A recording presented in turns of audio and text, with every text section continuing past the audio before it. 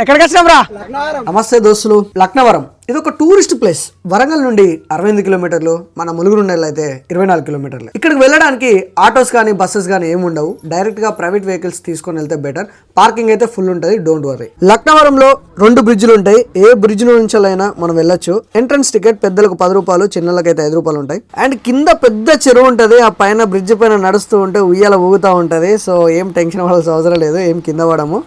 So and దానిపైన నడుస్తుంటే ఆ కిక్ వేరే ఉంటుంది. అండ్ లోపలికి వెళ్తే పార్క్ లాగా ఉంటుంది. అండ్ చిన్నపిల్లలు ఆడుకోవడానికి కొన్ని యాక్టివిటీస్ కూడా ఉంటాయి. ఆకలిస్తే తినడానికి కొంచెం క్యాంటీన్ కూడా ఉంటుంది.